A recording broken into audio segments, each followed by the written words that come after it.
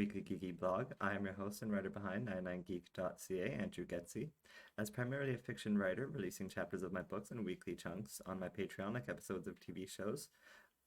When I'm not trying to find a new job after living in a poverty nightmare to make ends meet, I want my brand 99% Geek to offer more content that might keep people coming back.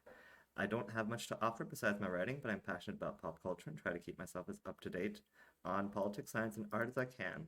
Being a huge TV nerd, I run down all the best shows of the week, go over all the major news headlines, people who maybe have gotten too tired to follow regular news, and before anything else, um, I spotlight something cool and geeky for the week.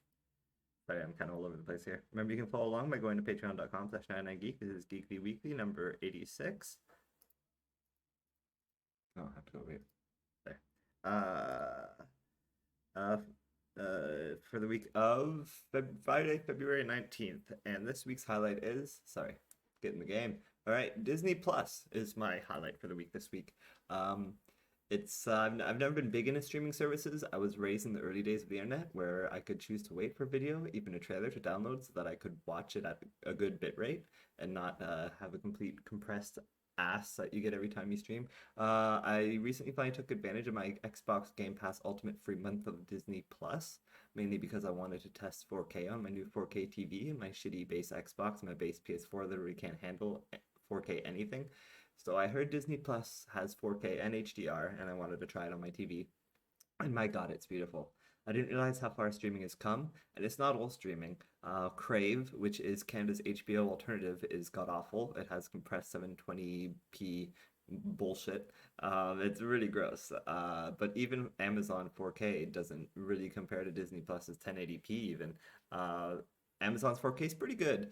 You can kind of tell little pieces of compressed areas, but like Disney's just, and I'm talking like I've got a huge screen now. I've got like a 55-inch screen and it's massive. So I think, I know with my TV service, I see a lot of other people saying, "Oh my God, the picture, it's so beautiful and perfect and so clear." And then I'm like, "Well, what are you talking about? You can clearly see it's compressed. There's compression all over it." And I think the difference is they have smaller TVs, and then you don't notice things like that. But it becomes really obvious when blown up on a massive TV. The picture level with Disney Plus though is on another level, and it's not noticeable. Like you can't tell many compression artifacts at all. It's as if you're watching a Blu-ray. I'm shocked at how good. I have a feeling that Disney Plus, it's not just that they have a higher bitrate, but I think also it's possible that their compression algorithm might be just more advanced so that it is doing a better job of choosing where to put the compression so that you can't tell. And it's just like whatever Disney Plus is doing, like, oh my God, it's worth it. And it's one of the cheaper of the streaming services. And what a library it has. And for people outside the US, ha ha ha ha ha, US, you suck, I wrote here, we're about to get a lot more content. Something like double the current library because they're adding more mature content from the Fox library and more. This includes TV shows like Buffy and X-Files, as well as movies like Braveheart and Starship Troopers. Sorry to everyone in the States, because everyone else is apparently getting the best deal ever.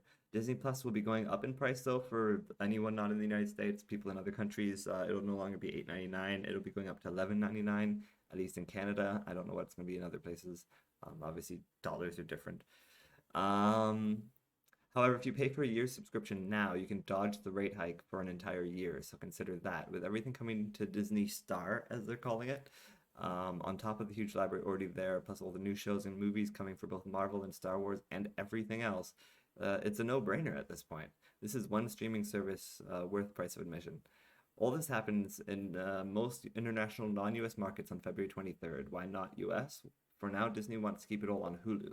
So basically, you guys have already had this stuff that we're getting for a long time now on Hulu. And I know that's an extra charge that you guys have to pay. So that, again, sucks to you guys. Awesome for us. But yeah, so you've always had access to this content. It's just in a different place. It's in Hulu if you're in the US. But finally now international markets have access to the Hulu library. It's just all going to be on Disney Plus. So it's all going to be in one place, which is really exciting and really cool. And presumably this is going to be a test for them as well.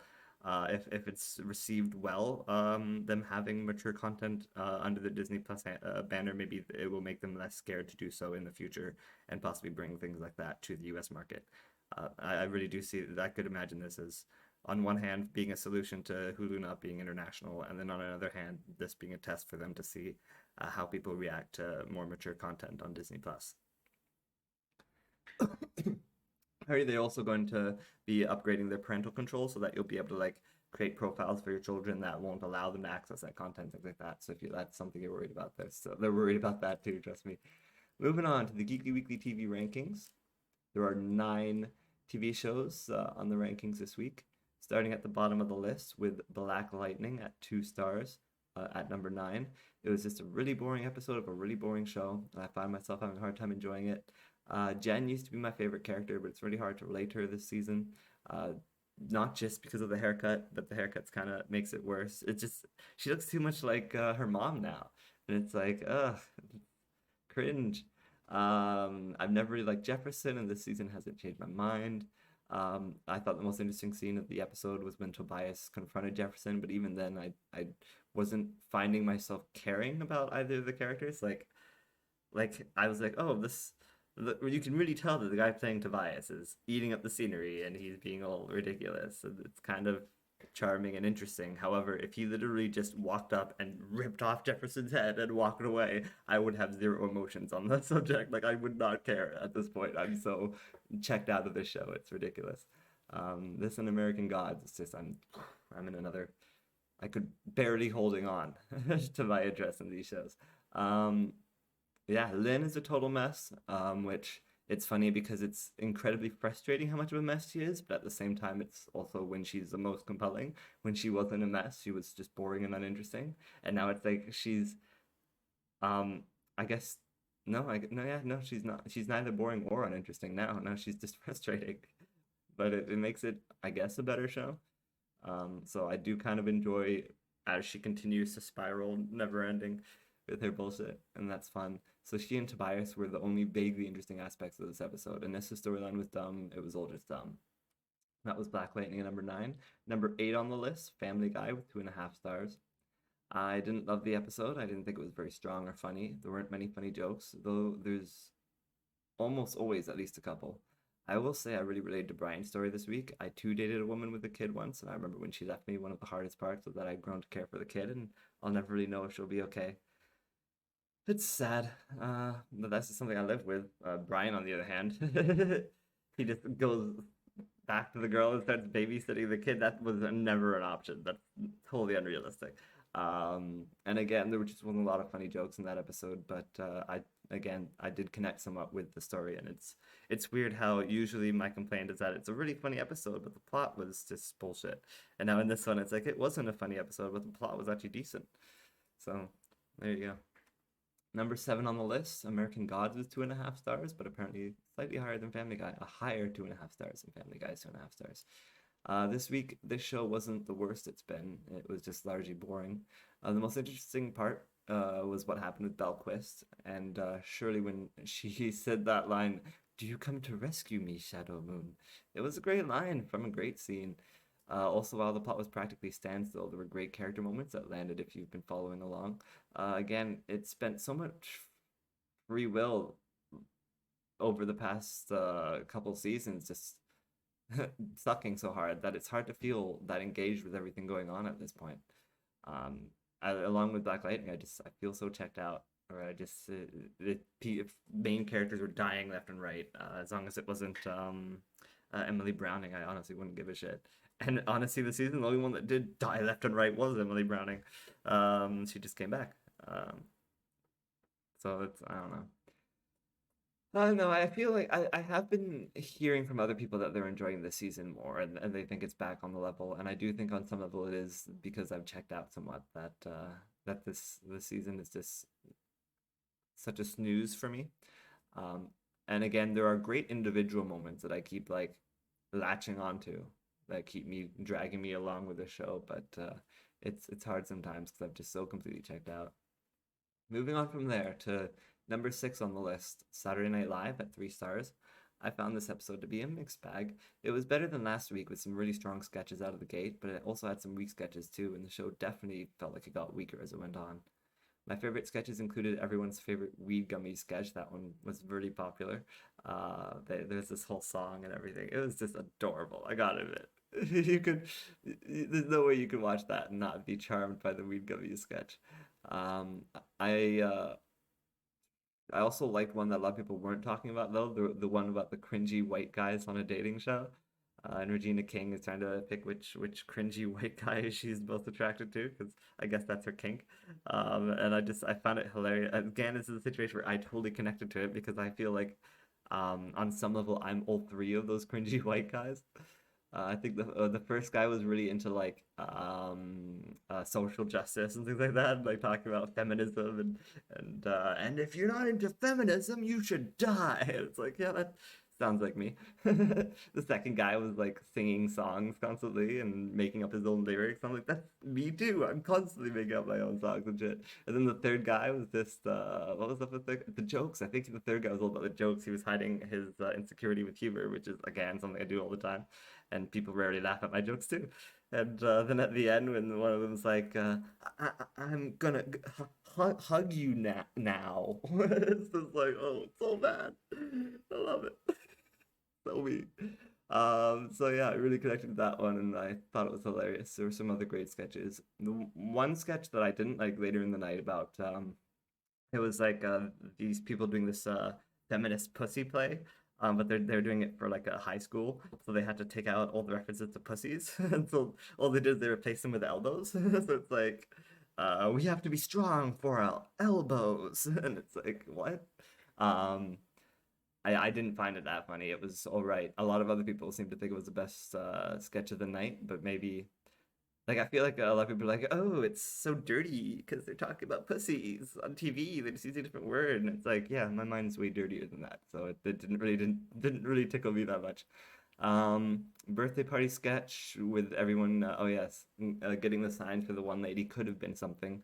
Like, imagine if her birthday party had turned into an intervention, because it was like about this housewife and her friends are all over celebrating her birthday party, and they've got wine and they're all drinking wine, and they're all giving her these presents, and all the presents are signs, novelty signs, like um, I can't. I'm not much of a drinker. I can't think of good drinking jokes, but a joke about drinking. Like I'm not an alcoholic. I just like to drink on Tuesdays in the morning. I don't know. I don't know what the jokes are. I'm sorry. I hate alcohol.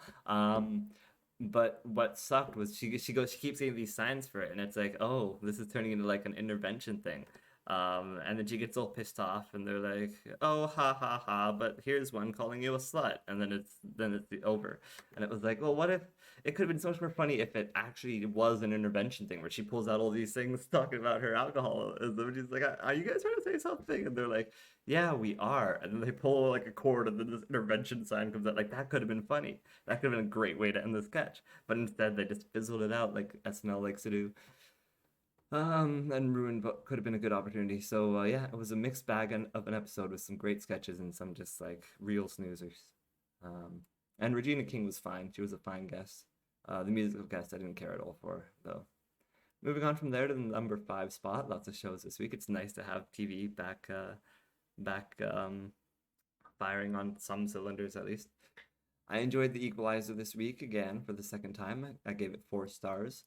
It's still silly procedural smut, and I especially get triggered at certain moments when like we'll cut to a scene and the classic CSI type score is playing, like the do do do do do do do do do do do do do do do do do, and like people will say some like just generic like I traced the phone call and I got to this address over here, and you're gonna have to go over there and take care of the thing. And then she's all like, I'm gonna do what no one else can. And it's like one liner, and then switches to the next, like the classic procedural network bullshit that you would expect from these sort of procedural shows. This show has it in spades, and that's all the kind of formula bullshit that pissed me off about those kinds of shows like CSI, NCIS, Castle. It goes on and on and on. All these shows. I just gave up on them after a point because there were so many of them, and I got tired of it all. I'm seeing the same formula week after week. And it's been years that I've just been kind of avoiding shows like that. And so here's a show that's kind of a lot like that. But I'm kind of enjoying it just because it's different in that it's Queen Latifah. And that just makes it fun. I don't know why, but it makes it so much fun. Where I'm just like, yeah, Queen Latifah, you go through all those tropes and fuck them up with your awesomeness. I love it. It's great. Number 4 on the list, Shameless with 4 stars. Like The Equalizer, this was a fun episode of the show this week. A lot of the plot and story elements are spinning on all wheels, and we got some major forward motion on Frank's issue. Everyone got some good progress. This would probably be a 5-star episode, but I didn't find it all that funny. I found, again, like Family Guy, I found moments funny, but the episode as a whole didn't hit the highs of other episodes, perhaps because it was too busy trying to do its characters proud, which isn't exactly a bad thing. Also, I actually enjoyed Mickey again this week. That's 2 weeks in a row he's been more likable than usual. So there you go. Decent episode of Shameless. It's too bad it's nearing the end. You could definitely tell that it's starting to wrap things up. Like Frank just got diagnosed for the thing that we've been noticing was going on with him all season, and that's going to be interesting. He hasn't told anyone yet, but it's definitely a somber thing. So yeah, I'm looking forward to the final episodes of Shameless coming in the next few weeks.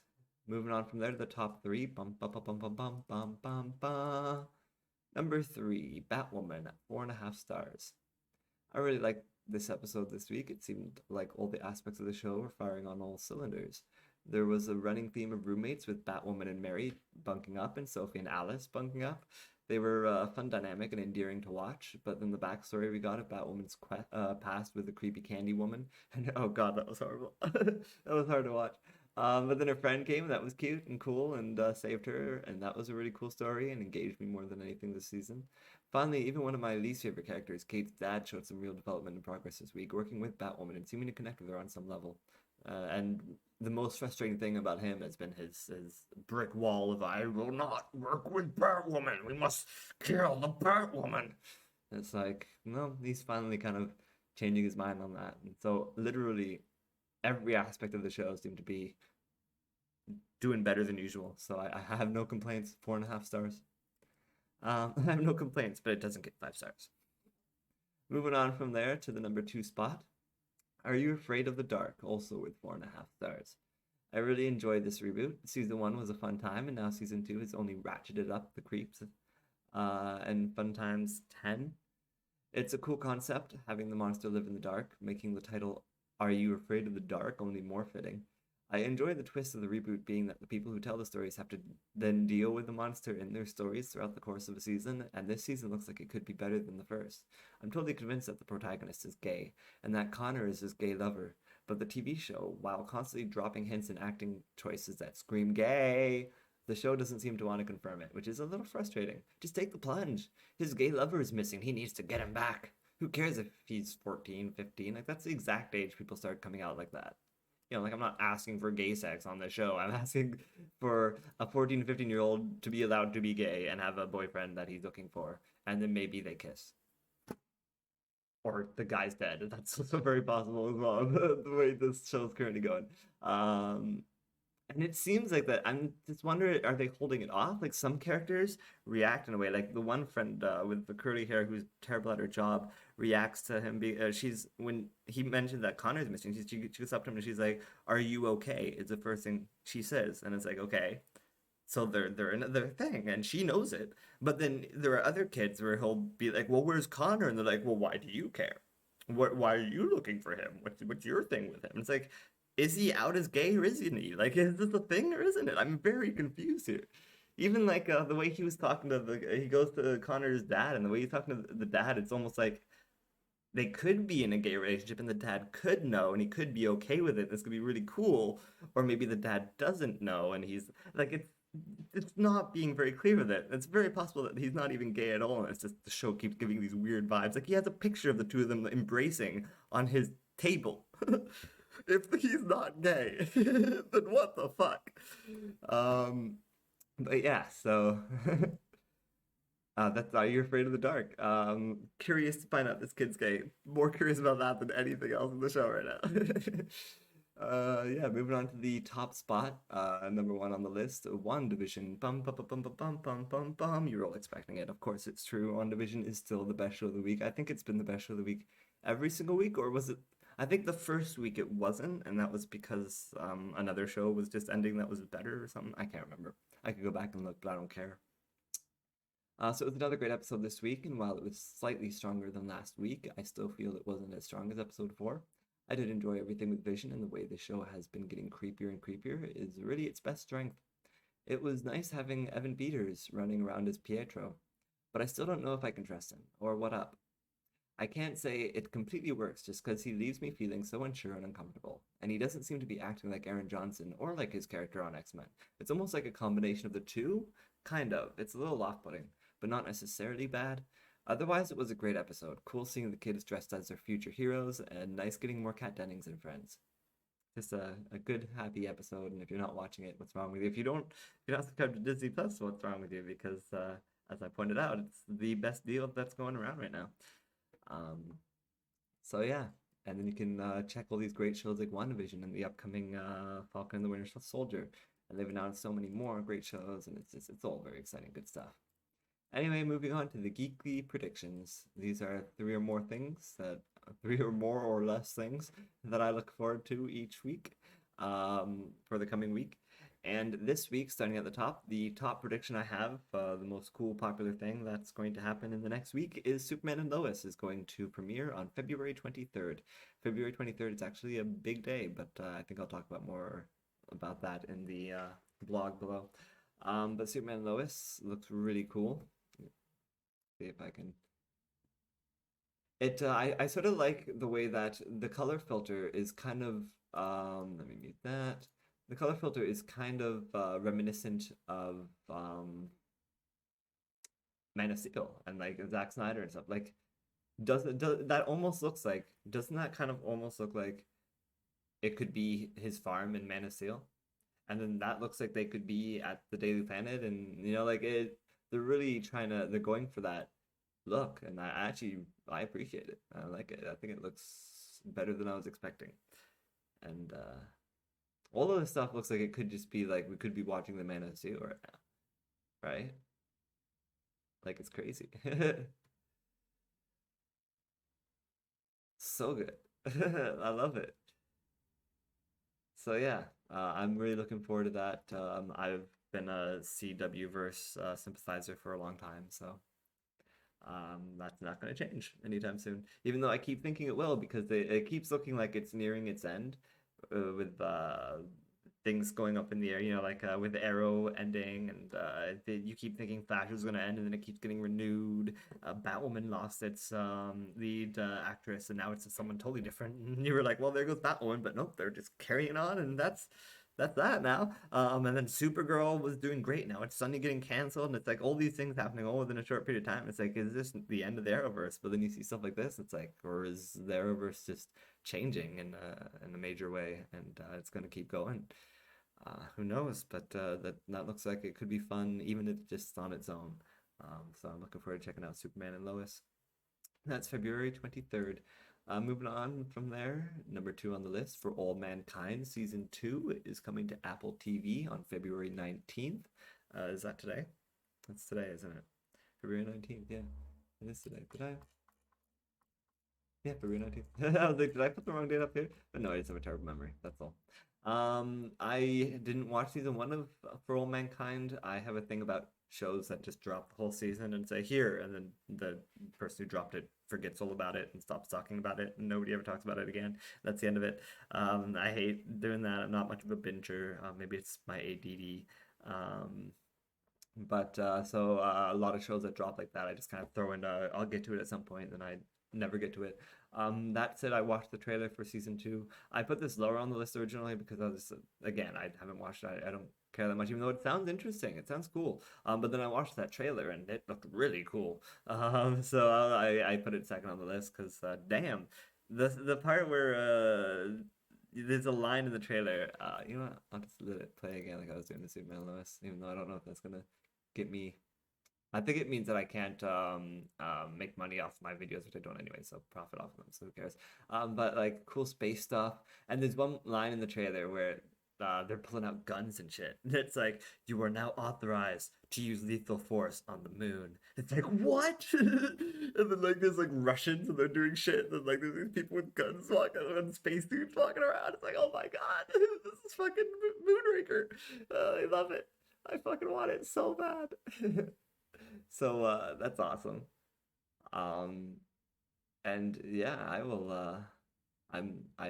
like that concept, the idea of warfare in space, especially like modern warfare in space. We haven't really seen anything um like that since Moonraker. And it'd be really cool to see that. Makes me want to watch the show. So let's see if I can find that shot that fucking set me off. It's like, oh, guns in space. I think I passed it already. Plan where they're like, lethal force is authorized on the moon. It's like, what?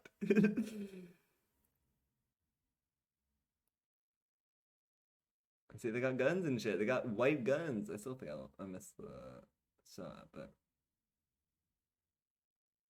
the guns are white, presumably because they are made, what, out of plastic? Is there a problem with the metals? Perhaps? It's hard to say. Presumably, I'm wondering if it would have to be like it would have to keep um chamber would have to be enclosed, like it would have to have an atmosphere of some sort to for the combustion. I wonder. Is my question. um Interesting though. I'm curious. Looks cool.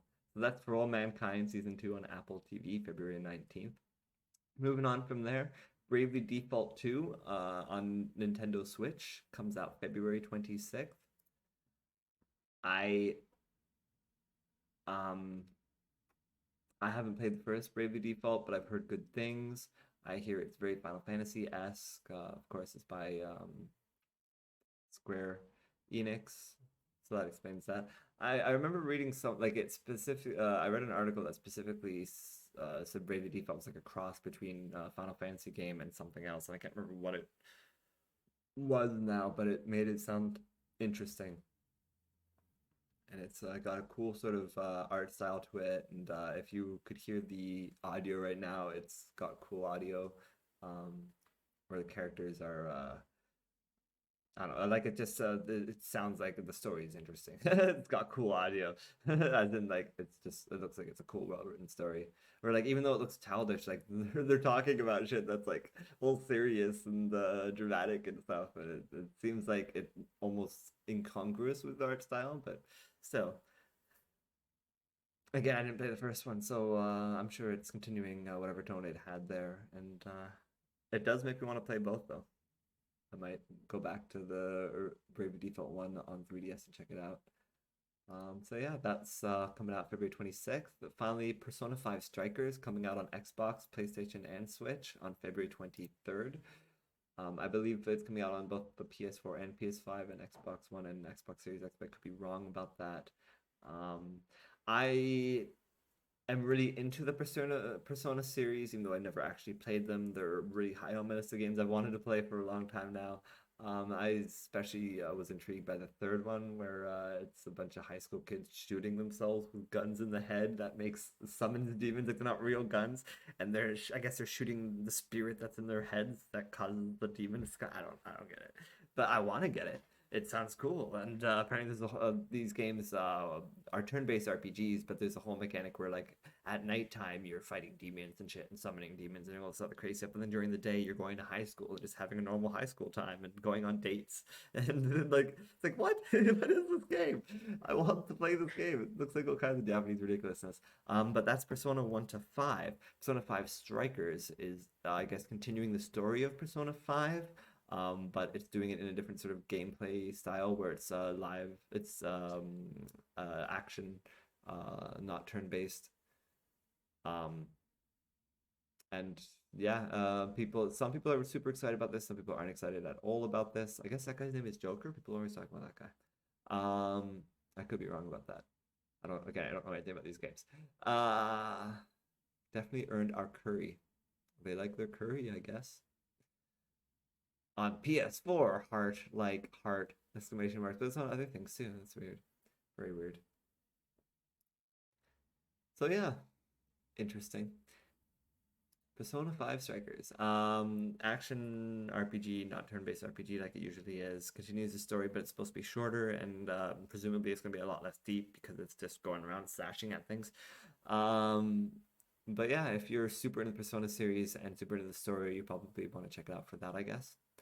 Um, so yeah, if people who are super into Persona are probably going to want to check that out. People who have never played a Persona game like me, maybe start with one of the actual games. This is a spin-off. Ignore it. And that's why that's at the bottom of the list. Moving on from the Geekly predictions over to the Geekly news headlines. This is the news from the past week that you need to know. Starting at the top, a new video shows a Beverly Hills cop playing Beatles trigger Instagram copyright filter. Remember how I was saying that should I play the trailer here? Because even if I mute it, it might not allow me to profit off this video. And then I was like, well, I don't profit anyway. But unfortunately, Instagram works a bit differently, where instead of deciding whether or not to allow people to profit off of things, Instagram, if you play certain copyrighted music, the video will just be immediately taken down. And so cops who are tired of people holding them accountable on Instagram using video and things like that, they've started blaring copyrighted music so that the videos that people are taking will then be taken down because they're, completely automatically because of the copyright infringement. And that's kind of horrible that they're literally weaponizing copyright infringement to stop people from holding them accountable. And I can't. That's gross and ridiculous and sad. Yeah, I just literally summarized this article without actually reading it at all, but there you go. This was a story, by the way, by Dexter Thomas on February 11th, 2021. Sorry, I didn't actually read your article at all. Moving on from there. Male polar bears kills female polar bear at Detroit Zoo. This is a sad story. I don't know why I included it, but I did. This is a story by the Associated Press on February 9th, 2021. A male polar bear killed a 20-year-old female polar bear at the Detroit Zoo when he attempted to mate, officials said. This was completely unexpected, and the Detroit Zoo staff is devastated by the loss of Anana in this sudden and tragic event, said Scott Carter, the zoo's chief life sciences officer. Nuka killed Anana on Monday after being apart for several months, the zoo said. Nuka, who is 16 years old, has lived at the zoo since 2011 and has bred with other bears without harmful behavior, the zoo said. Anana arrived at the zoo in suburban Detroit in January 2020 and was introduced to Nuka a few months later. The mating program is vital to sustaining this endangered species and can result in successes like the recent birth of twin cubs fathered by Nuka, the zoo said. So yet another abusive man not being held accountable for his actions. Okay. That's sad though. That's too bad. I feel bad for Anuna. And it's weird that they introduced that. Like, it's not something where the polar bear was like, "What did you say about my mom?" They killed it. Like, they were together for months before he. Was it an accident? Like, who's gonna understand the minds of a polar bear? Moving on from there. Russia wants Navalny ally arrested abroad. Lithuania refuses. This sounds scary. This is the story on February 10th, 2021. Sorry if some of these are should have been in last week's Geekly Weekly, but that was kind of a mess, which is why there was no podcast last week for the Geekly Weekly. I apologize. So some of those stories got pushed to this week because I was just behind on reading everything on my feed. A Moscow court on Wednesday says that Vladimir Isachenkov of the Associated Press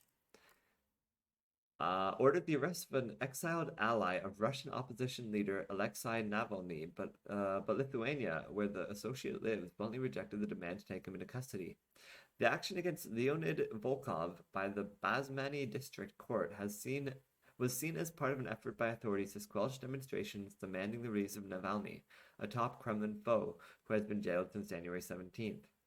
Volkov, a chief strategist for Navalny, was charged with encouraging minors to take part in unauthorized rallies, which could land him in jail for up to 3 years. He had already been put on an international wanted list. Volkov, who has lived abroad since 2019, has rejected the charges, and Lithuania's government has refused to carry out the Russian court's order. Using international tools for politically motivated prosecution is a wrong practice, Lithuanian Interior Minister Agne Bilotate said. This raises serious doubts about Russia's membership in these organizations, she said, referring to the Russian arrest warrant sent through Interpol. Navalny, 44, an anti-corruption investigator who is Russian President Vladimir Putin's most prominent critic, was arrested upon returning from Germany, where he spent 5 months recovering from a nerve agent poisoning that he blamed on the Kremlin. Russian authorities have rejected the accusation. They rejected the accusation, and yet they arrested him as soon as he set foot back in Russia, and now they have arrest warrants out for his buddies and friends. And what did he do wrong? Get poisoned? Yeah. What more do you need to know from that? Authorities responded to protests with a sweeping crackdown, detaining about 11,000 people across Russia, many of whom were later fined and handed jail sentences ranging from 7 to 15 days. They also moved to isolate key members of Navalny's team, putting several of his top associates under house arrest for 2 months without access to the internet. That sucks. In a shift of strategy amid the crackdown, Volkov said last week that the pro-Navalny demonstrations should pause until the spring, arguing that an attempt to maintain rallies each weekend would only lead to thousands more arrests and wear out participants. On Tuesday, however, he announced a new form of protest, urging residents of big cities to briefly gather in residential courtyards on Sunday, with their cell phone flashlights turned on. He argued that the new tactic, similar to ones used by anti-government protesters in neighboring Belarus, would prevent Russian riot police from interfering and allow more people to participate without fearing repressions. The Belarus protests follow the re-election in August of the country's longtime autocratic president Alexander Lukashenko, in balloting widely seen as rigged. So there you go. Moving on from there, Trump can't hang on to lawyers after false election claims. Doesn't seem to matter though, because he just gets away with murder anyway. This is another story by the Associated Press. Alana Durkin Richard, Noman Merchant, and Colleen Long of the Associated Press on February 11, 2021. Donald Trump spent much of his career deploying high-powered lawyers to do his bidding. Now he is having trouble finding top-tier help when he might need it most. Since losing the November election to President Joe Biden, Trump has been hemorrhaging attorneys. Established firms backed away from his baseless claims of election fraud.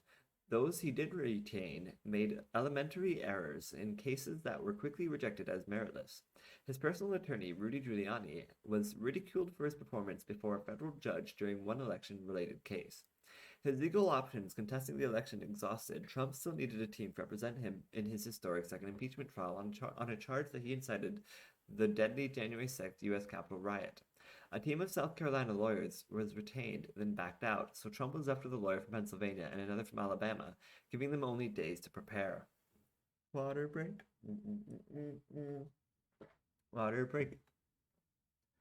High-profile clients are typically strong pulls for ambitious lawyers, but Trump's rocky relationship with attorneys, let's not forget that he doesn't pay them half the time, showed the limits of taking on cases with dubious merits. His allegations of fraud were rejected by courts, his attorney general, and other prominent Republicans. Trump's impeachment lawyers started off their defense by misspelling the words United States in their brief, and their initial presentation during the trial was panned by even some of Trump's most ardent supporters. They completely failed at their argument and their defense, and yet for some weird reason the Republicans decided to acquit Trump anyway. It's quite amazing. Trump fumed from his perch in Mar-a-Lago, and some in his circle said he should fire his lawyers, but he may not have many more options, and his legal peril is growing, most recently with a new criminal investigation into election conduct in Georgia. Trump has often used litigation as a weapon. He and his namesake company have been involved in scores of lawsuits, from million-dollar real estate conflicts to personal defamation lawsuits and fights with casino patrons. He also threatens legal action regularly. But aside from a few loyal lawyers like Giuliani and a small high-powered team representing him for New York-related probes, it's not clear what heavy hitters are left to represent him. His impeachment team, David Schoen, a frequent television legal commentator, and Bruce Castor, former district attorney in Pennsylvania, had just over a week to prepare after Trump and his previous defense team parted ways because they refused to offer Trump's claim of election fraud as a defense. Castor, who has faced criticism for his decision as district attorney to not charge actor Bill Cosby in a sex crimes case, started off with a rambling presentation. Unlike the Democrats, who relied on a carefully structured and planned presentation to argue the constitutionality of the proceedings, Castro had only a yellow legal pad with handwritten notes on it in front of him and appeared to be speaking off the cuff. As Trump watched on TV, he complained privately that his defense looked weak compared to that of the Democrats, who showed an emotional video of the mayhem on January 6th that has left Capitol Hill reeling. Former Trump economic advisor Peter Navarro, who remains in close touch with the former president, called on him to fire his legal team and embrace a new approach centered on Trump's unfounded claims of massive election fraud. Navarro told the Associated Press that he warned the president that his legal team was going to fail him. Trump's first impeachment team, but it just didn't matter. Trump's first impeachment team was fronted by noted defense lawyer Alan Dershowitz, as well as then White House counsel Pat Cipollone and Jay Sekulow, who has argued cases before the Supreme Court. Dershowitz was baffled by Castor's performance, saying on Newsmax, "I have no idea what he's doing." Several Republican senators were equally stunned. Republican Senator Bill Cassidy of Louisiana said Trump's team did a terrible job. When asked Wednesday about the criticism, Castor told reporters only one person's opinion matters. Castor was asked whether Trump expressed any disapproval and replied far from it. Trump was hardly pleased with the outcome in his election fights in court, regardless of who the lawyers were. Some of them made outlandish claims that courts quickly dispatched. Attorney Sidney Powell, who Trump had said was part of his team of wonderful lawyers and representatives, falsely suggested a vendor of vote counting equipment had been created in Venezuela to rig elections for Hugo Chavez, who died in 2013. Trump's campaign subsequently distanced itself from Powell, saying she was practicing law on her own. The vendor, Dominion Voting Systems, sued Powell for defamation last month and is seeking $1.3 billion. The day after the riot, a lawyer who was representing Trump's campaign in a Philadelphia election case, asked to withdraw from the matter, filing a stunning motion in federal court that said Trump used the lawyer's services to perpetuate a crime and insists upon taking action that the lawyer considered repugnant. Dozens of judges rejected Trump's election claims, sometimes with scathing criticism. But the power of those false claims endured with Trump's try-hard supporters who stormed the Capitol on January 6th. While Trump's remarks at a rally before the riot have drawn attention for his calls to fight, his lawyers for nearly 2 months pushed false and unsubstantiated claims of election rigging in several states, promoted widely by conservative outlets on social media. But after impeachment, Trump's legal needs will likely accelerate with investigations in New York and Georgia, possibly Washington, D.C., where prosecutors will have the power of subpoena. You don't want to have the last person in America standing, who is a member of the bar and willing to take your case as your representative, said Jessica Levinson, director of Loyola Law School's Public Service Institute. So interesting. Trump seems to be burning all his bridges, even as he gets away with everything and is not held accountable for anything he does. It's unimaginable. Moving on from there, GOP's attack Dems' $1.9 trillion COVID-19 relief bill from all angles. This is a story by Alan Fram, Ricardo Alonso Zaldivar, and Kevin Freaking of the Associated Press on February 11, 2021. Republicans are attacking the Democrats' $1.9 trillion COVID-19 relief package as too costly, economically damaging, and overtly partisan, and all angles attempt to derail new President Joe Biden's top priority as it starts moving through a Congress his party controls only narrowly. 4 House committees worked Thursday on their pieces of sweeping legislation that would send $1,400 payment to many Americans. It would also provide hundreds of billions for state and local governments and to boost vaccination efforts, raise tax credits for children, and increase unemployment benefits. Democratic leaders hope for House passage later this month, with Senate approval and a bill on Biden's desk by mid-March. This is the moment, said Ways and Means Committee Chairman Richard Neal, Democrat of Massachusetts, citing the pandemic's human and economic toll. As committees worked, Republicans proposed amendments spotlighting what they see as legislation soft spots. Their themes were clear. Democrats are overspending, hurting workers and employers' job markets, being too generous to some immigrants, inviting fraud, and rewarding political allies, allegations that Democrats dismiss as ludicrous.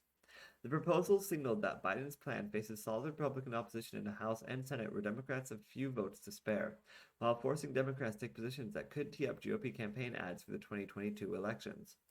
There were amendments to reduce $400 extra in weekly jobless benefits Democrats want to provide through August and exempt the smallest businesses from Democrats' plans to gradually raise minimum wage to $15 hourly from $7.25. Others would limit emergency grants for undergraduates to U.S. citizens and bar federal subsidies for some job-based health insurance to people without Social Security numbers, effectively targeting many immigrants. Other GOP proposals would put strings on emergency funds to help schools reopen safely, requiring that schools offer in-person classes or give the money to parents for education savings accounts if they remain closed. Still, others would make sure assistance for renters, homeowners, and airline industry didn't extend long after the pandemic ends, and divide $26 billion for urban transportation systems between cities and rural areas, which many Republicans represent. I don't know if the White House knows this, but you're supposed to be creating jobs, not killing them, said Texas Representative Kevin Brady, the top Republican on the Ways and Means panel. He said while his party has backed over $3 trillion in earlier pandemic relief bills, whatever this rushed partisan special interest stimulus package does, it comes with no bipartisan discussion, no opportunity for finding common ground. Something they didn't give a shit about when they were in charge. Biden campaigned on reuniting a country riven by President Donald Trump's divisive 4 years. He met 2 weeks ago with 10 GOP senators to discuss the COVID-19 plan in a session that seemed cordial, but has produced no visible movement.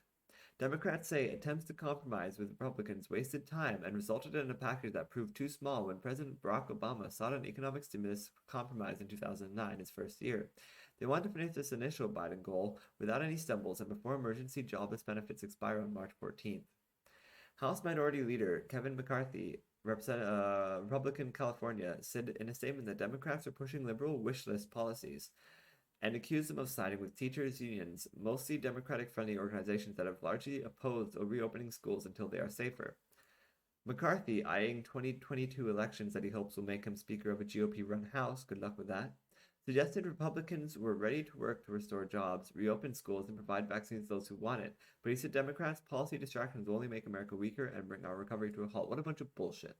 One by one, it's all about them trying to disparage Democrats to push their election opportunities in 2022, even though it's literally putting American lives in danger. One by one, committees were rejecting GOP amendments, mostly on party line votes. Democrats disputed Republican assertions that, for example, the proposed $400 weekly pandemic unemployment benefit was so generous it would discourage people from seeking jobs.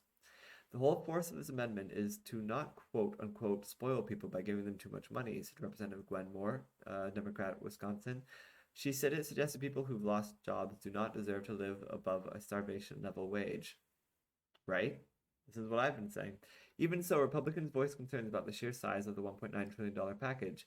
Big doesn't necessarily mean good, Representative Anthony Gonzalez, Republican, Ohio. Let's go smart. Let's go targeted. Let's solve the actual need. I mean, isn't that exactly what Democrats are trying to do? The Congressional Budget Office expects the economy to add an average of 521,000 jobs a month this year, a sign of robust hiring made possible in part by government aid, but those gains will likely hinge on containing the virus. Employers kicked off 2021 by adding a mere 49,000 jobs in January as deaths from the disease curbed economic activity. Meanwhile, House Democrats unveiled new details of their plan. The Energy and Commerce Committee's section of the plan, exceeding $180 billion, would provide billions for COVID-19 vaccination, testing, contact tracing, and treatments. It would invest $1.75 billion in genomic sequencing or DNA mapping of various samples to identify potentially more dangerous coronavirus mutations and study how fast they are spreading. It would also advance long-standing Democratic priorities like increasing coverage under the Obama-era Affordable Care Act, so it would help with health care. It dangles a fiscal carrot in front of a dozen states, mainly in the South, that have not yet taken up the law's Medicaid expansion to cover more low-income adults, proposing a temporary 5% increase in federal aid to states that newly expand the healthcare program for lower-income people. Among the Medicaid expansion holdout states are major population centers like Texas, Florida, and Georgia. Whether such a sweetener would be enough to start wearing down long-standing Republican opposition to Medicaid expansion is uncertain. So yes, that's a lot. Moving on. Democrats blew up their Trump impeachment plan because they hate winning. This is a story on Vice.com, or maybe an opinion piece on Vice.com by Greg Walters. Democrats had a bombshell witness against former President Trump, and they had the votes to bring her before the country in sizzling impeachment testimony, so naturally they whiffed it. Democrats executed a stunning self-own in the midst of Trump's historic second impeachment trial on Saturday, by first winning a surprise bipartisan majority vote in favor of calling witnesses and then abandoning their own incendiary idea. Instead, they struck a deal with Trump's attorneys to put some written testimony into the record and then carry on toward the trial's seemingly unavoidable conclusion, expected within a matter of hours. Trump's acquittal. Trump's critics and Democrats exploded with rage and disappointment on social media over what looked like clutching defeat from the jaws of victory at just a moment when Democrats appeared to be on the verge of publicly holding Trump accountable for the role in the January 6th riot at the Capitol building, which resulted in 5 deaths. While few think Trump had a chance of being convicted, regardless of whether witnesses appear, the prospect held out the possibility of forcing Trump's defenders to reckon with damning testimony on live national television. Exactly. It would have been more about showing the people than it would have been about winning the case, which obviously wasn't winnable because Republicans are fucked. But instead, Democrats literally just shot themselves in the foot for no reason. A travesty, tweeted Trump's niece, Mary Trump, who's emerged as one of her uncle's most prominent critics since writing a tell-all book about his neuroses and family drama. Tired of feeling like nobody is fighting for us, she says. Huge fuck up, tweeted Josh Marshall, the journalist founder of Talking Points Memo and frequent Trump basher. I'm struggling to understand strategy behind calling and winning a vote for witness and then immediately deciding not to call witnesses, tweeted Ken White, a lawyer who runs the blog Pope Hat and the podcast about Trump's legal problems called All the President's Lawyers.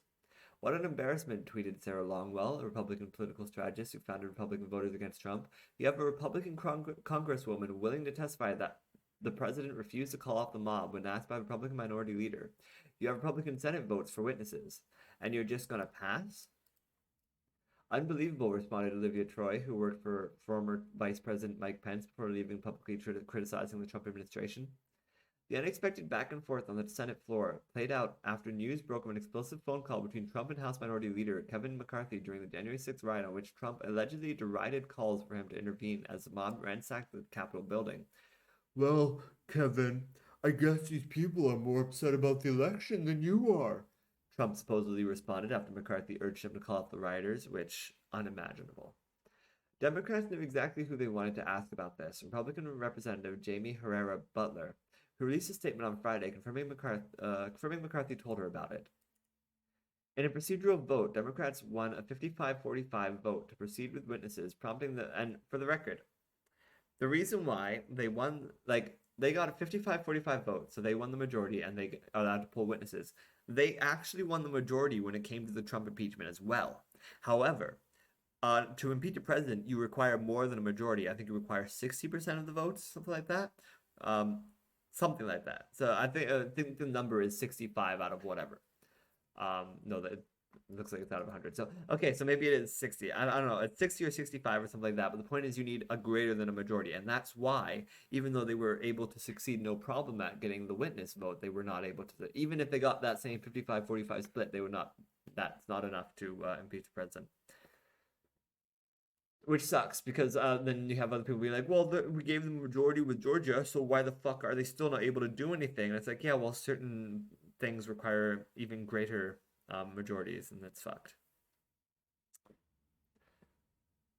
I wish I had more water, but I'm out of water. It's sad.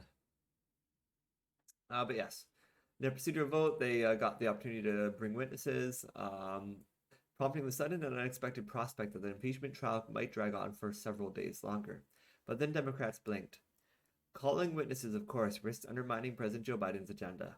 A lengthy trial extension could have blocked Biden from confirming his cabinet and from pushing through his anti-pandemic agenda to save the economy from collapse, with little chance of changing the outcome. Republicans seem eager to exploit that danger. Trump's team responded to the prospect of witnesses by threatening to try to call a never-ending clown car full of miscellaneous Democratic officials like House Speaker Nancy Pelosi and Washington, D.C. Mayor Muriel Bowser. Democrats open Pandora's box. See, so this is Republicans' move. They're blatantly guilty, but they succeed by just wearing people down and cheating. Literally, what an absurd threat. So basically, they're just going to tear apart the entire procedure of law and order, just because Democrats are trying to prove the point. And Democrats are like, you know what? You're right. Our focus should be on the American people and on getting the stimulus checks through and on doing all this other stuff that we need to do. And instead, you're trying to block it all by elongating this circus of a trial that doesn't matter anyway, because all of the Republican side of the party of the room were just not even paying attention. They were doodling on their notepads. They were playing games on their things. They were doing anything they can to not pay attention to the trial, and it's disgusting and a disgrace. And those people should not have been allowed to vote. And yeah, and while GOP moderates like Senator Mitt Romney of Utah and Senator Susan Collins of Maine joined Democrats to vote in favor of hearing witnesses in general, they gave no signs wanting to haul random Democrats to testify under oath as a punishment measure. And if Democrats had only wanted to introduce testimony to the record, they didn't need to rile up their own supporters before disappointing them within a space of about an hour on Saturday. Yeah. No kidding. Moving on from there, this one's a sad story. This mom was arrested for leaving her kids to go work at Little Caesars. A GoFundMe for the 24-year-old mother, Shayna Bell, had pulled in more than $50,000 as of Tuesday morning. At least 2.3 million women have been forced from the workforce during the pandemic, many due to closed schools and a lack of childcare. So after one Ohio mother was arrested on charges of child endangerment for allegedly leaving her young kids in a motel room while she tried to go to her job at Little Caesars, sympathetic people rallied to support her. A GoFundMe for the 24-year-old mother, Shayna Bell, had garnered more than $50,000 in donations as of Tuesday morning. The fundraiser describes Bell as a single mom to 3 children who needs permanent and safe housing. This is a sad story. Arresting single parents in cases like this only furthers the goalpost for them, one GoFundMe donor wrote on the fundraiser page for Bell. An arrest can mean a loss of job and income, court fees, time away from work, and barriers for future employment. I hope this young lady is able to get on her feet and get housing for her and her children. Another donor wrote, did I say who wrote this? Emma Ackerman, sorry, on Vice.com. Another donor wrote, I know too well the struggles of being a single mom, just working and trying to take care of your family. May God bless you.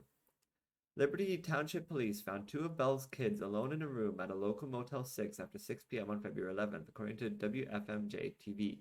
Her 10-year-old told police that Bell was at work and would likely be back by 10 p.m. According to the outlet, and Bell informed officers that she typically had someone check in on her children every hour. She was still booked into the Trumbull County Jail. She was charged with 2 counts of endangering children, a first-degree misdemeanor that carries a possible maximum sentence of 6 months in jail and fines of up to $1,000. Bell has pleaded not guilty to the charges against her, according to court records. She was released from jail Friday, county jail records show. Her next hearing is scheduled for April. Bell did not respond to Vice New's request for comment and did not appear to have an attorney. Liberty Township Police Captain Ray Buhala declined to comment as the case is ongoing. Children have been turned over to their father, according to WFMJ TV. Bell's case is seemingly reminiscent of other arrests spurred by a lack of childcare. In 2014, a South Carolina mom was jailed after she let her 9-year-old daughter play at a park while she worked at a local McDonald's. A year later, a mother was charged with abandoning her kids after she took her 6-year-old and 2-year-old to a job interview at a mall food court in Houston, although the woman insisted her kids were never out of her sight. These are all like really complicated. On one level, I can imagine a 10-year-old kid capable of looking after themselves for a 4-hour period a night in a motel. Give them a TV, they have homework to do, give them food. They're fine for a night. Depending on the kid, you know, like some kids are probably more mature than other kids, develop faster. I'm not saying that it's okay. The one at the mall is rough as well because it's like, okay, so they never left her sight. If that was a 10-year-old kid, then like absolutely I'd be like, what the fuck? 6-year-old is 2-year-old. That's rough. How far away was she from them? It's tough because like what choices do they have? You know, these single mothers who have multiple children and they have to somehow feed them and live and give them a place to live, all off of a minimum wage when I can't even, living off minimum wage, I can't even survive half the time. And I'm starving a lot of the time. And there are people who have to feed their kids as well as themselves off of this shit. And they're getting a lesser minimum wage than I'm getting. It's unimaginable. I cannot imagine how people do it. It blows my mind. That level of poverty it's fucked. It's just fucked.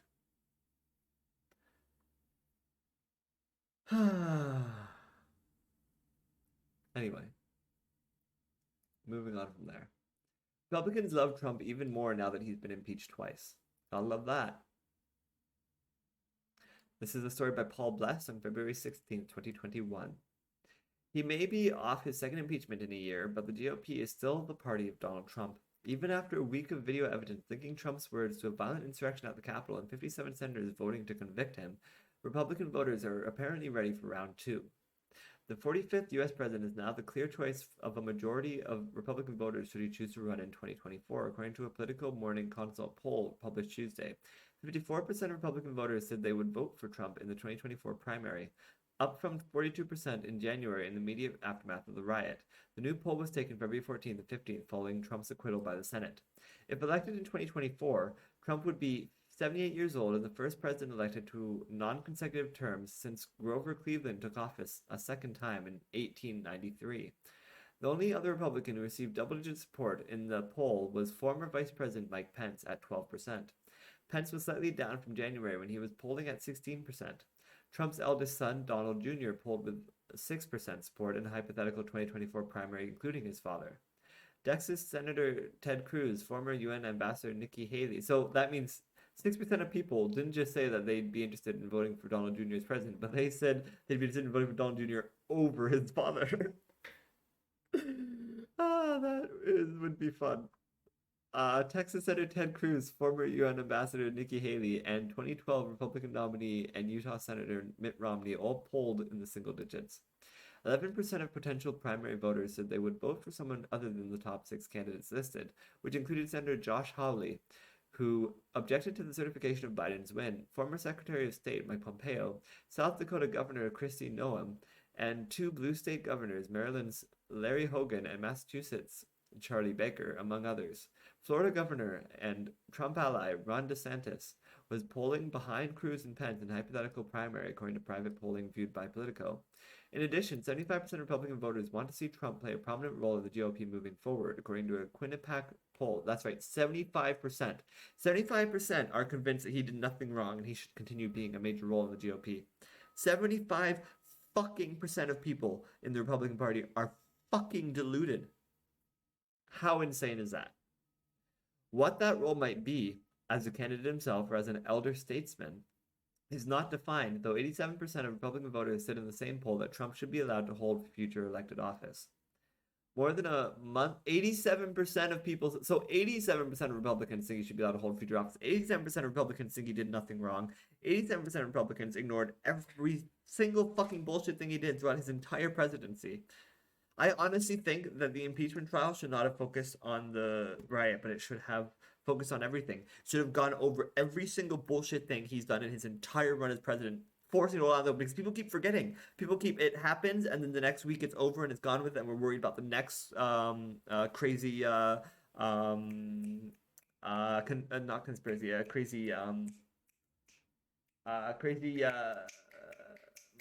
controversy.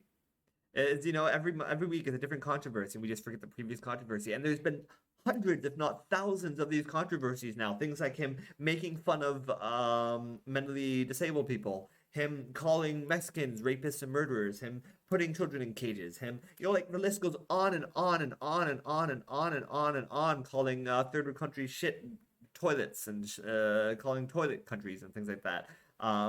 Seriously impacting our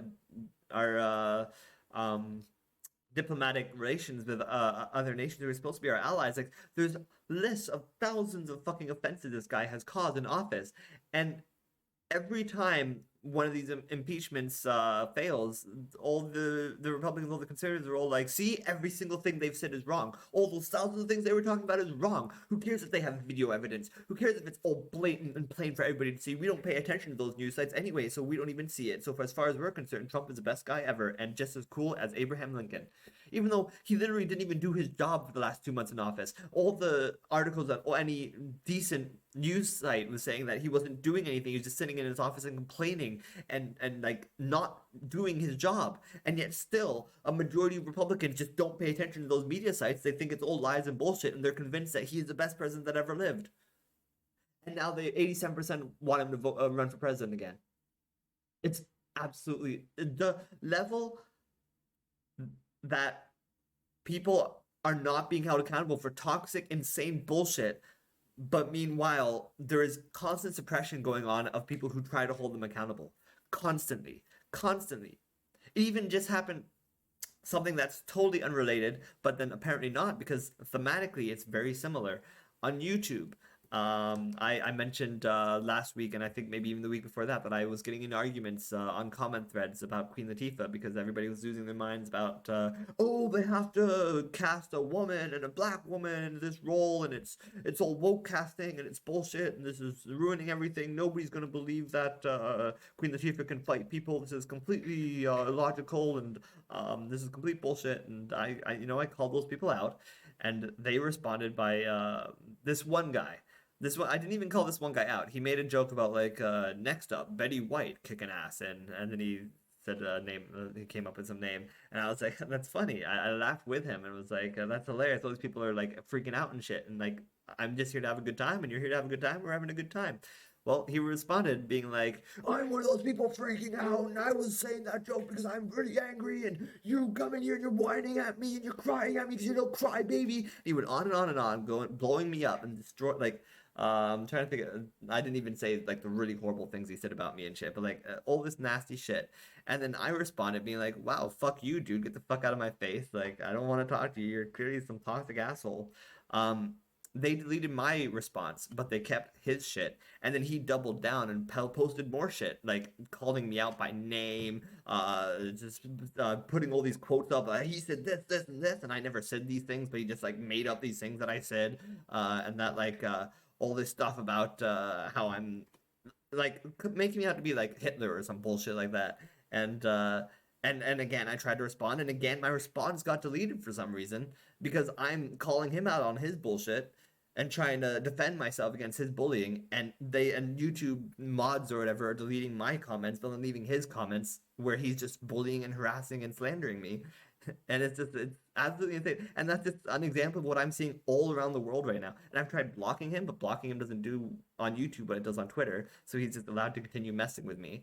And like he's gotten other people now to start harassing me and like sending me shit as well.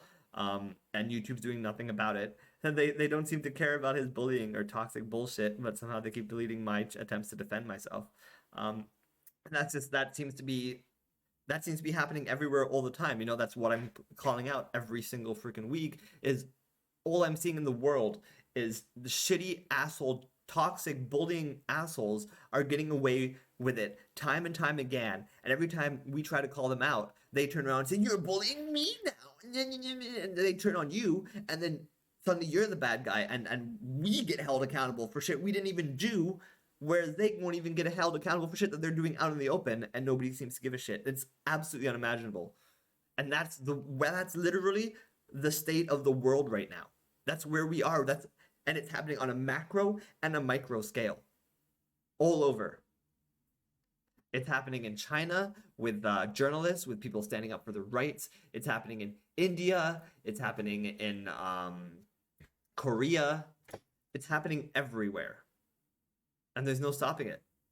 It just seems like no matter what we do, somehow we always have to follow the rules, and yet they can lie about us following the rules, saying that we're not, and then we get in trouble even though we didn't do anything wrong, whereas they blatantly don't follow the rules and get away with it, and nobody ever calls them out, and they can just say we're doing what they're doing and we're getting in trouble. And it's a cycle that never ends.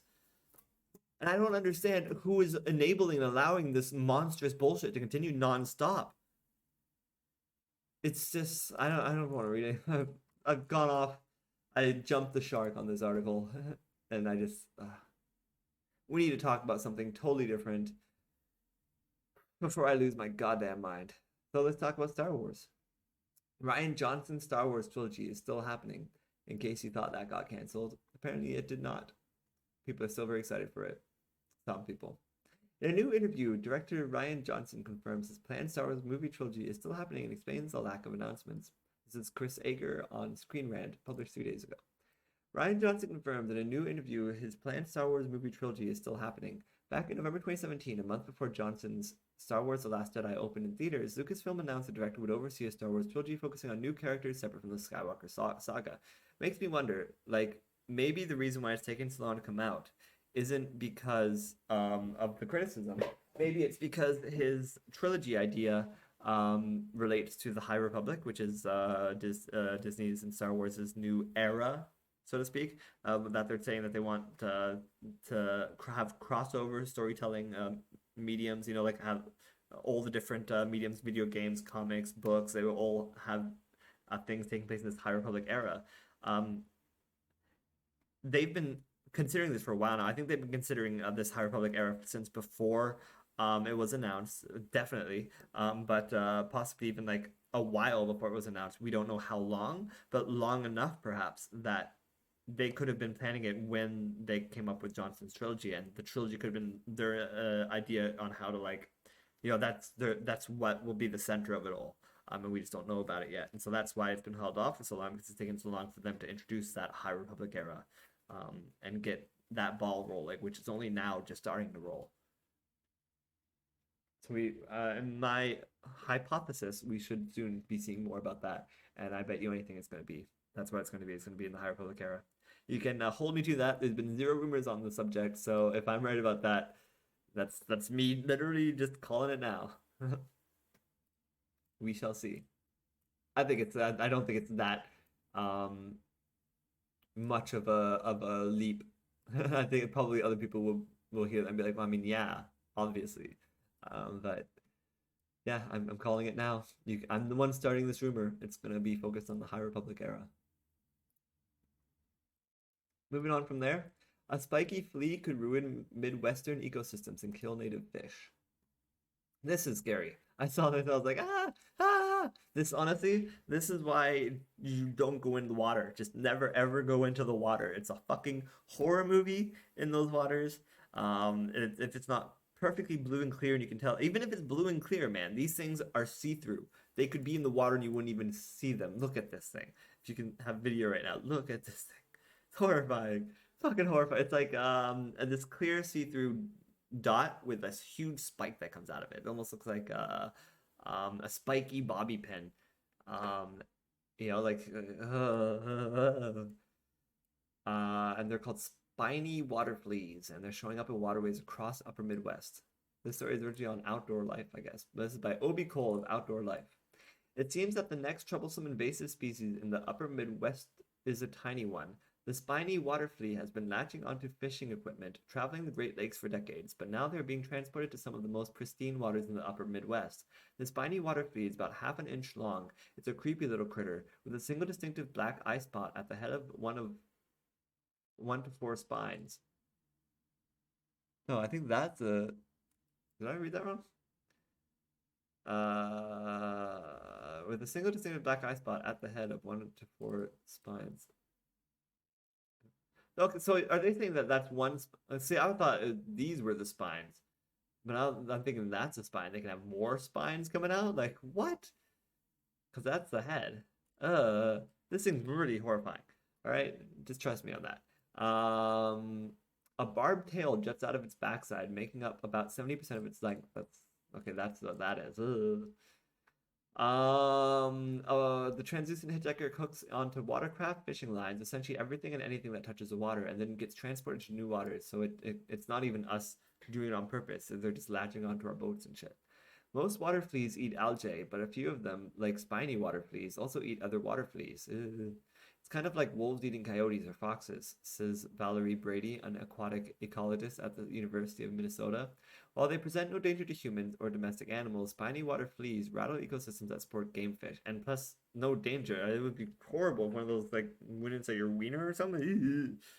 I'm sorry, gotta protect the wiener.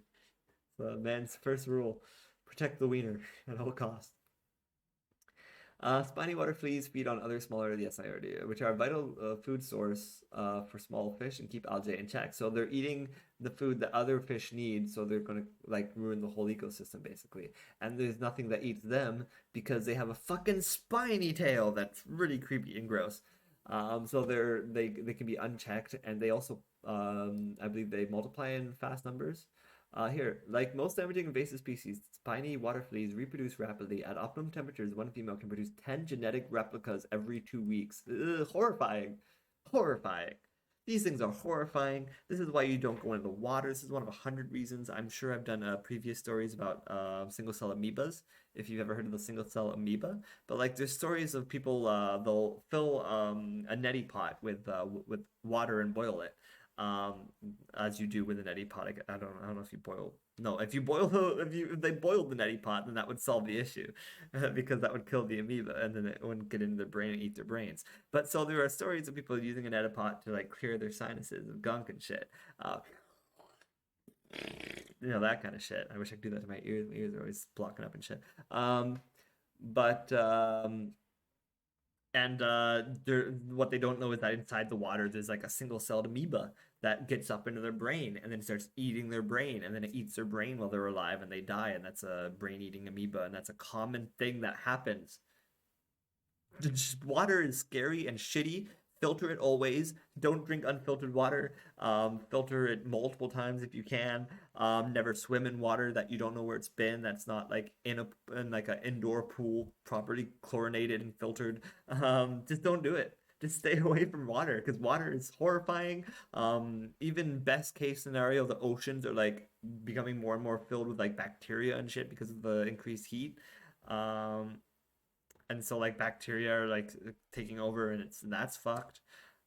Like, bad news. Water is bad news. Avoid it like the plague. Take showers, not baths. Um, baths that have you soaking in your own water, this shitty water. Like, don't do it. Don't do it. Water bad. Moving on from there. No frozen wind turbines did not cause the Texas blackouts. This is a story by David Gilbert. I don't even think I need to read it. All I really have to tell you is that, fine, fuck it, we'll read it, because there is some tweet there that I'm curious to see what people are saying. On Sunday night, as a massive winter storm hit Texas, Luke Legate, a publicist for the fossil fuel industry, tweeted a picture of a helicopter de-icing a wind turbine blade. Sounds cool. This is February 17, 2021, by the way, David Gilbert. A helicopter running on fossil fuels sprang a chemical made from fossil fuels onto a wind turbine made with fossil fuels during an ice storm is awesome, Legate wrote. There was just one problem. The picture Legate tweeted, and which has been shared tens of thousands of times, was not taken in Texas last weekend, but rather in the Uljabwada Mountains in Arjeplog, Sweden, in 2014. That picture, and others like it, have been repeatedly recycled by climate deniers every time a cold snap has affected the power grid. Over the past few days, millions of Texans have suffered through plunging temperatures and rolling blackouts, while the freezing air has caused some wind turbines to break down. The overwhelming majority of the energy shortfall in the state has come from a massive... oh, okay, I read this wrong. While the freezing air has caused some wind turbines to break down, comma, the overwhelming majority of the energy shortfall in the state has come from massive failure of natural gas production in the state.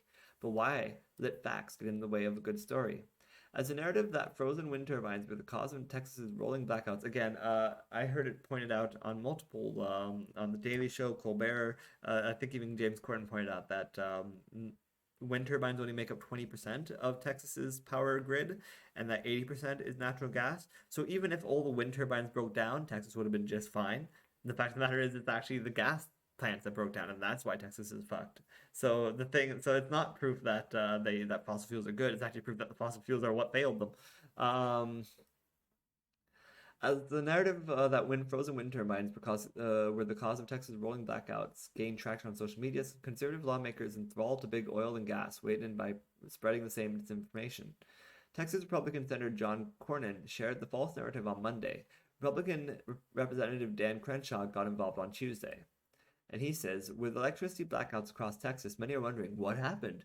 How does the energy capital of the United States run out of power? Here's what happened. Frozen wind turbines. West Texas, where most of the wind energy is focused, had wind turbines that had to be de-iced. The little energy that power regulators planned on wind to supply was now gone. If it was so little, then why would that cause blackouts? On Facebook, Texas Agriculture Commissioner Sid Miller, known for spreading misinformation and amplifying conspiracy theories on social media, simply said, we should never build another wind turbine in Texas. Some lawmakers outside of Texas also got in on the act, with Lauren Boebert, a freshman congresswoman from Colorado, who has dabbled in conspiracy theories like QAnon and her own spin on the theory. She says, I'm sure Joe Biden is nice and warm in the fossil-fueled White House where he is killing American energy and leaving millions of Texans freezing to death. Meanwhile, they're state is also fossil fuel run. Like, Montana Republican Senator Steve Daines shared Legatt's tweet on Tuesday saying this is a perfect example of the need for reliable energy sources like natural gas and coal. Yes, so reliable as they run out.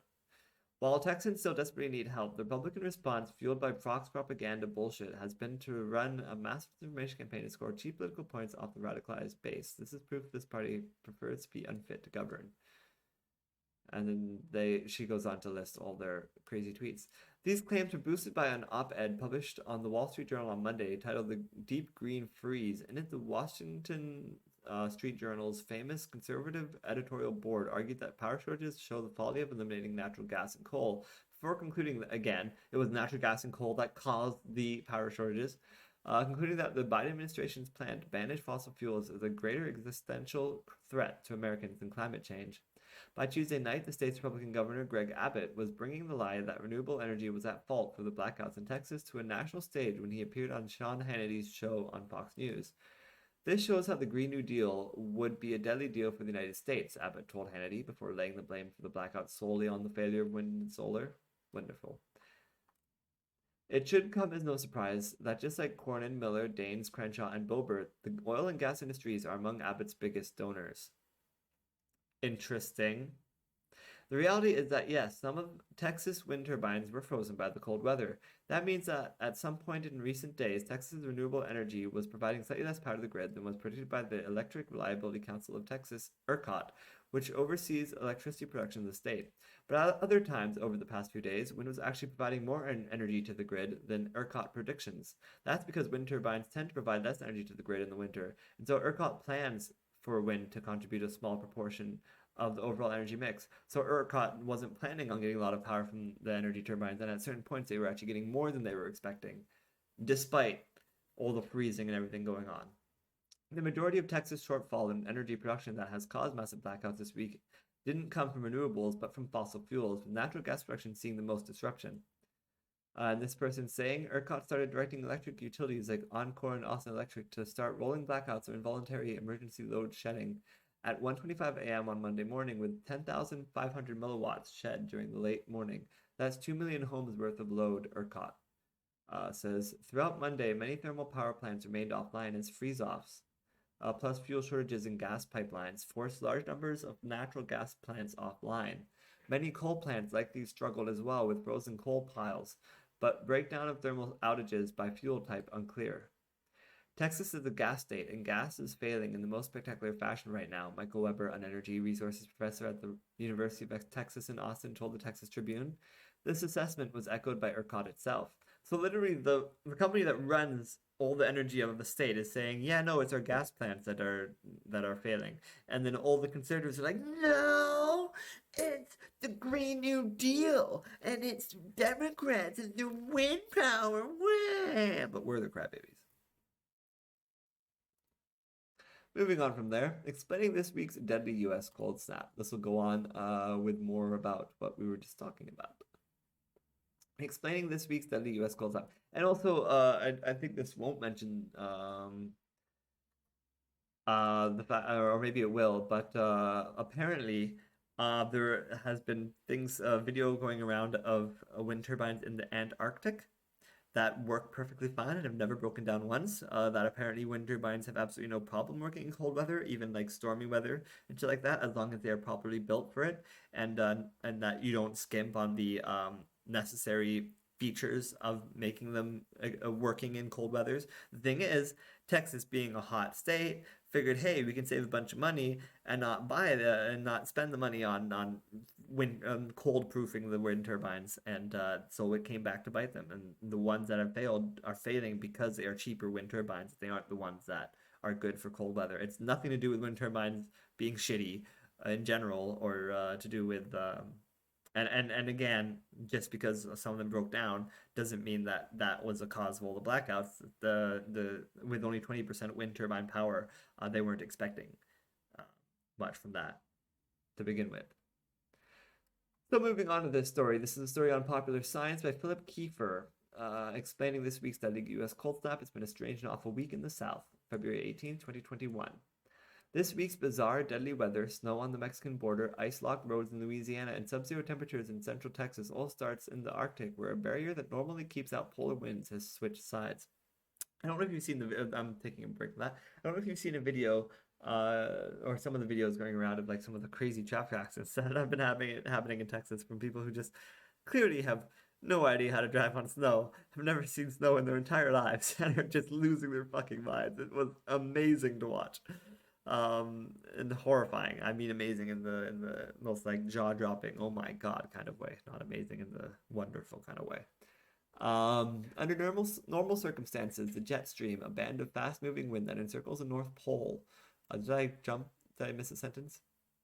Yeah, I think so. This week's bizarre deadly weather, snow on the Mexican border, ice-locked roads in Louisiana, sub-zero temperatures in central Texas, all starts in the Arctic, where a barrier that normally keeps out polar winds has switched sides. Under normal circumstances, the jet stream, a band of fast-moving wind that encircles the North Pole, herds of freezing Arctic air, keeping it largely contained over the pole. But the jet stream isn't perfectly round. It moves in a loose wave at high latitudes. Oftentimes, that wave crests over Alaska and drops down over the Great Plains, or vice versa. Right now, the jet stream has bulged down so far that it loops around nearly the entire continental US, letting supercooled polar air pour across the Great Plains in what's called an Arctic outbreak. The bulge was kicked off by a zone of high pressure that formed over Alaska in January and diverted the jet stream to the south. Under normal circumstances, that loop would have started moving to the east, relieving the Midwest of cold temperatures, says Brad Poe, meteorologist with the National Oceanographic and Atmospheric Administration's Climate Prediction Center. But this year, he says, there's also been a strong area of high pressure over the southwest Atlantic, just offshore the southeastern U.S. The two high pressure zones have pinned the jet stream in place, keeping the Great Plains in the bullseye. By the middle of next week, he says, temperatures will either be near or above normal across the Great Plains, with highs in the 60s in Texas, but the duration of this particular Arctic outbreak is, to his knowledge, unheard of. Part of the current stickiness of the jet stream could be related to a breakdown of the high-altitude polar vortex earlier this winter, says Amy Butler, an atmospheric scientist at NOAA's Chemical Sciences Laboratory. The polar vortex is a zone of cold air that normally spins like a top high above the North Pole, but when it's disrupted, air pressure builds up over the Arctic, displacing the Arctic air south. Butler says, although she cautions that the exact relationship between the jet stream and the vortex are still unknown. Also driving severity of the outbreaks, says Mark Seeley, a longtime climatologist with the University of Minnesota, is that air over the Arctic has sat in place for months. In those seasons of long nights and short days, air just incubates and gets denser and colder and denser and colder. Then, when the jet stream buckles over the central US, that dense cold air plows south. The Arctic air is so massive and so amplified in terms of cold that it just runs over everything and sets all kinds of cold temperature records. Outbreaks of this scale only happen every few generations, says Seeley, but they aren't necessarily unprecedented. In 1899, an Arctic outbreak led to sub-zero temperatures in Tallahassee, Florida. On February 17th of that year, people in New Orleans watched chunks of ice float down the Mississippi on their way to the Gulf of Mexico, where an inch-thick layer of sea ice had formed. People who have lived through these remember them the rest of their lives, Seeley says, but they just have a single episode to remember. According to Butler, the connection to climate change remains unclear. Some climate models suggest that as the Arctic warms, the jet stream will become wavier and therefore more likely to let polar air spill into the Arctic outbreaks. But other researchers argue that models have shown mixed results, sometimes even finding a strengthened, more stable jet stream. But even if these kinds of disruptions become more common, Butler says deep freezes are still going to be rarer. The overwhelming response to climate change will be that things will get warmer everywhere, she says. Even if outbreaks of polar air become more common, what's cold in 2080 will be a really warm day in today's climate. Huh. Interesting. Moving on from there to the last story. Texas Tesla owners are drawing power from the cars during blackouts. This is fun. Fun little story. Story by Aaron Gordon on Vice.com for February 18th, 2021. As Texans gradually regained power after days of catastrophic outages amid freezing temperatures, some Tesla customers were grateful for their electric cars, which provided critical emergency power. For example, one Reddit user posted on the R Tesla Motors subreddit that after running out of firewood, the family, including an infant, slept in their Model 3 with the heat on while it was parked in the garage. This can be safely done in an electric vehicle because it produces no emissions, but it would be fatal with a gas-powered car that emits toxic carbon monoxide. Carbon monoxide poisonings have skyrocketed in Texas this week, and 2 people in Houston died from carbon monoxide poisoning while sleeping in the family car in the garage while it was running. Tesla also sells solar panels and a home battery called a Powerwall. Another Reddit user posted that he was very grateful to have one during the rolling blackouts. The non-emergency value proposition of solar installations with batteries is to power the home with stored electricity from the battery during peak usage hours with higher rates, but the battery can also serve as emergency backup. Widespread outages and grid emergencies, such as the current situation in Texas and the wildfire-related outages in California, demonstrate both the promises and current shortcomings of the energy transition. On the one hand, microgrids with energy stored in local batteries and solar installations are obviously more resilient and resistant to widespread catastrophes. On the other hand, home batteries will only get you so far. While vehicle-to-grid connections that could turn your electric car into a home battery look promising for evening out grid demand during normal times, it also raises concerns for emergency situations where people need their cars to evacuate on short notice. It's easy to ensure you have a tank of gas at all times, but tricky to ensure the grid doesn't draw down vehicle charges below a certain amount. See, for example, this thread about the mysterious workings between a Powerwall and solar panels during the Texas outages. Of course, non-electric cars can also serve as emergency generators of one form or another. The Ford F-150 hybrid comes with an onboard generator that is typically marketed as a way to run power tools at work sites and whatnot, but it works perfectly well as a temporary emergency power source. Even an ordinary car cigarette lighter combined with an inverter can provide enough power to, say, get the ignition going for a gas water heater. The car in question in that link happens to be a Tesla, but such a move can be done with any car with a cigarette lighter. Of all the many open questions about what a resilient grid of the future looks like, one thing is for sure: whatever's parked in your driveway won't solve the country's crumbling and ill-prepared infrastructure. Yes, that is very true. All right, and that was all the news for the week. I hope you enjoyed that. Some of those stories were frustrating, but what can you do? Moving on to the Geekly blog, everything going on in my life and for the brand. Hey, so life continues. Sorry to all my podcast listeners for not doing an audio Geekly weekly last week. No one complained, so I guess no one noticed. Still, if you're out there, we need to talk. My podcast subscription is running out again come March, and then it costs $600. $5.99 actually. $600 I don't have. Last year, they showed me mercy. I can't expect that to happen again, though I'll ask them about it. I'm guessing I might still need a lesser amount, like 200 maybe. Maybe I can talk them down to there, which I still don't have. I'm like super poor right now and had a lot of things I had to pay for this month, so I'm going to be eating light next month. Like, for instance, I bought the year subscription to Disney Plus so that I wouldn't have to pay the increased fees, but still that was $90 that I could have not had to spend, and I would have more money for other things. And that's just one example. I'm super poor right now and had a lot of things I had to pay for this month, so I'm going to be eating light next month to cover that. And it means no podcast feed, unless if there are people out there who care about the podcast specifically. The Patreon and my writing will be going nowhere. YouTube might stick around too, so those things are fine. But if you're specifically worried about the podcast feed, and want to make sure the feed stays available for everyone, you can give at paypal.com/99geek. That's paypal.com/99geek. Give there, and I'll know you actually care. And all that money till the end of March will all specifically go towards keeping the podcast feed online.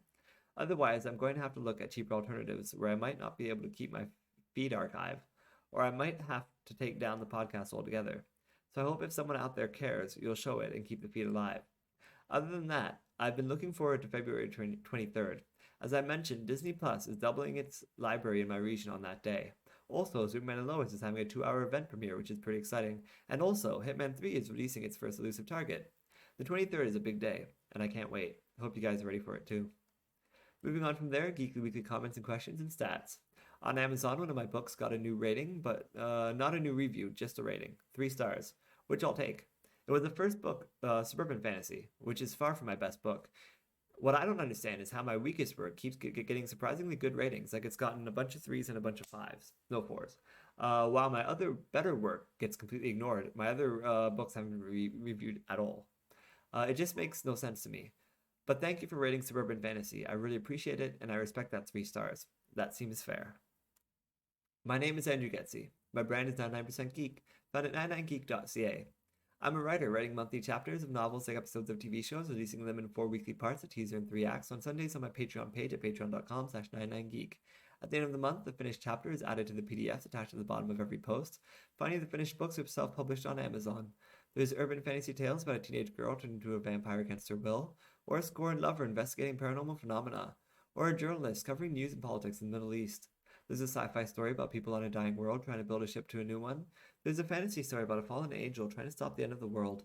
And there's more coming. And it's all attached to the bottom of every post on the site in convenient PDF format readable on computers, tablets, ebook readers, and phones. I also have a Geekly weekly blog and host video game playthroughs and matchmaking streams on Twitch and eventually post them on my YouTube and Patreon pages. So stay tuned and maybe subscribe. It's only $1 and the support you show will go a very long way, I promise. There are also higher tiers. Give $5 one month and you can name a character or location or suggest a thing you might want to see. Basically, you get to give a noun and then I promise to incorporate that noun into one of my stories somehow. Maybe not the same month you give the suggestion, but within one cycle of books guaranteed. No matter how crazy you can't sabotage me, I promise. And you can keep giving nouns for every month you pay at the $5 tier. Or if you give $10, you don't get 2 nouns, but you can give a description. Describe the personality of your character or the look of your location or the importance of your item. For $10, you get a noun and a description. You'd also give $1 towards supporting my efforts at video game streaming or my weekly blog. If you don't want to subscribe on Patreon, you can also give at paypal.me/99geek. And for a limited time, the same rules about suggesting a noun apply there. You can write it below your very contribution. I'm as poor as it gets, living paycheck to paycheck and sometimes starving. So I understand if you are too. I don't want to take food out of your mouths. Your attention is enough. Say something. Comment here, or at the very least, follow me on Twitter at Andrew Geczy, or Instagram at WingcommanderIV, or email me at aldon@gmail.com. Live long and prosper. May the force be with you. Long live Marceline the Vampire Queen. We are the 99% Geek.